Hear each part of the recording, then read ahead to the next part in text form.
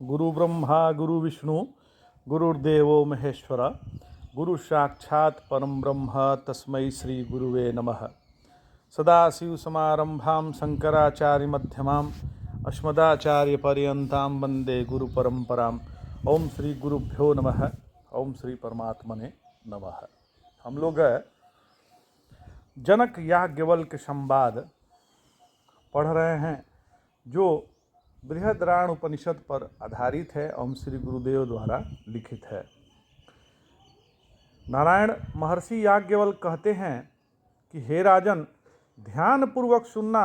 वादी यादि यदि चेतन मन की वह आत्मता मानता है जिसका हम विचार कर रहे हैं तो विचारणीय है कि उस वादी के अनुसार मन परिच्छिन्न है या व्यापक है। यदि परिच्छिन्न हो तो उससे अपंचीकृत महाभूत और खाए हुए अन्न की याद आएगी। तो तात्पर्य है कि जो परिच्छिन्न है वह कार्य होता है और कार्य अपने कारण को याद दिलाता है। मन का कारण सूक्ष्मभूत और अन्न का सूक्ष्मांश है, वह अन्नमय कहलाता है। यो जड़ का कार्य होने पर वह चेतन और आत्मा माना जाए, यह गलत है। परिच्छिन्न न मानकर यदि वादी कहें कि मन किसी देश काल वस्तु में नहीं है अर्थात विभू है, अतः तीनों परिच्छेद से रहित, तब तो वह मन ही नहीं होगा वरन विज्ञान आनंद रूप वाला यह स्वप्रकाश आत्मा ही होगा। तो इस त्रिलोकी में मन उसे कहते हैं जो तेजस और सत्व प्रधान अंतःकरण सैकड़ों संकल्पों के प्रति कारण बनता है। अपरिच्छिन्न पदार्थ को मन कहकर आपने ऐसी वस्तु को कहीं नहीं केवल मन का ही नाम लिया अर्थात उसका आत्मा को बता दिया। कहीं कभी किसी विचारशील को नाम के बारे में विवाद नहीं होता। जिसे हम आत्मा कहते हैं उसे आप मन कह रहे हैं। स्व प्रकाश रूप ज्ञान वाणी व मन की पहुँच से बाहर है। अतः इस परमात्मा के बारे में आत्मा आदि नाम भी मुख्य वृत्ति से प्रवृत्त नहीं होते। आत्मविचार में कुशल अन्य लोग जैसे आत्मा आदि विभिन्न नामों का आरोप करते हैं, वैसे आप मन इस एक नाम का यहाँ और अध्यास कह रहे हैं। इस प्रकार स्वप्न में लोक प्रसिद्ध मन को आप भी ज्योति नहीं मान रहे। अविद्या और जागृत प्रपंच वहाँ ज्योति नहीं, यह कह ही चुके हैं। अतः बचा हुआ आत्मा ही वहाँ ज्योति है, यह निर्धारित होता है। आत्मा की प्रतीति वहाँ होती है, आत्मा से अन्य कोई वहाँ प्रतीति कराने वाला है नहीं, इसलिए वहाँ यह आत्मा स्वयं ज्योति है, यह स्पष्ट है। हे राजन, स्वप्रकाश ज्ञान को आत्मा से भिन्न उसका धर्म गुण मानना किसी तरह संगत नहीं बैठता। आत्मा में भेद होगा तो परिच्छिन्नता भी होगी और परिच्छिन्नता होगी तो वह अनात्मा ही होगा। तो परिच्छिन्न होने से जैसे घट अनात्मा है, वैसे ही यदि परिच्छिन्न होंगे तो ज्ञान वह भी अनात्मा ही होंगे। इसलिए ज्ञान और आत्मा में भेद नहीं स्वीकार किया जा सकता। ज्ञान से भेद न होने के कारण यह पुरुष अर्थात आत्मा स्वयं ही प्रकाश रूप अर्थात ज्ञान रूप है। अतः यो तर्क से आत्मा की स्वप्रकाशता पता चल जाती है। तथापि स्वप्न के विचार से अन्वय व्यतिरेक द्वारा यह तथ्य सिद्ध होकर आराम से समझा जा सकता है। इस तात्पर्य से यहाँ श्रुति स्वयं ज्योति बताया है। भाषक रूप से प्रसिद्ध सूर्यादि का स्वप्न में भान से व्यतिरेक है, क्योंकि तब भान तो है लेकिन सूर्यादि नहीं है, इसलिए भान और आत्मा का भेद सिद्ध हो जाता है। हे सौम्य, महर्षि याज्ञवल्क्य ने यहाँ यह पुरुष स्वयं ज्योति कहा है। इस वाक्य का मुनि ने एक और ढंग से व्याख्यान किया।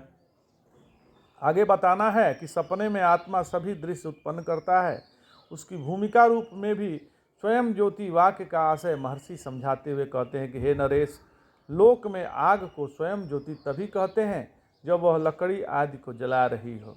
लकड़ी में या राख में छिपी हुई आग को प्रकाश रूप नहीं कहा जाता। उसी प्रकार यह आत्मा सपने में स्वयं ज्योति कहा जा रहा है, जहाँ उसकी प्रकाश रूपता सुव्यक्त है।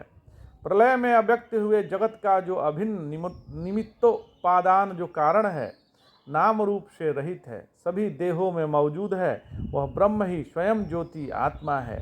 वही वस्तुतः निरपेक्ष ज्ञान रूप है। प्रकृति में स्वयं ज्योति शब्द से उसी का अनुवाद कर उसे प्रमाता का आत्मा अर्थात वास्तविक स्वरूप बताया जा रहा है। जैसे वह ब्रह्म स्थूल सूक्ष्म इस सारे प्रपंच को उत्पन्न करता है, वैसे ही यहाँ कहेंगे कि सारे शरीर में विद्यमान स्वयं ज्योति आत्मा सपने में सब कुछ पैदा करता है। इसलिए स्वयं ज्योति कहलाने वाला वह परमात्मा ही यह आत्मा है। अर्थात जगत देवता का जो ब्रह्म का तटस्थ लक्षण है वह जीव में स्वप्न में दिखाया होने से जीव ब्रह्म की एकता विवक्षित है। दोनों से सच्चिदानंद रूप स्वरूप लक्षण तो एक है, यह प्रसिद्ध ही है। इस प्रकार विज्ञानमय का ऐसा वर्णन हो गया कि उसकी ब्रह्म रूपता संगत हो गई, यह इस व्याख्या का चमत्कार है। तो हे सौम्य, अब महर्षि याज्ञवल्क राजा को जगत जन्मादि कारण रूप तटस्थता का लक्षण बताते हुए कहते हैं कि हे राजन, लोक प्रसिद्ध सपने में स्वर्णालंकृत ऊंची ध्वजा वाले, झंडियों से सजे, मेघतुल्य घोष वाले, विविध उपकरणों से परिपूर्ण रथ नहीं हुआ करते। वहाँ ऐसे व्यवहारिक घोड़े भी नहीं होते जिसकी चाल और कर्णाभूषण विचित्र हो, वायु तुल्य तेजी वाले हों, सामने जमीन देखकर शर्मा जाते हों कि अब इस पार क्यों नहीं कर पाए, जो मानो आकाश में उछलते हों। पहाड़ों से जिस धारण कर रखा है वह पृथ्वी मानो उनसे डर जाती हो, क्योंकि अगले व पिछले दोनों पैरों से वे उसे खोद डालते हैं। सपने में रंग बिरंग मनोरम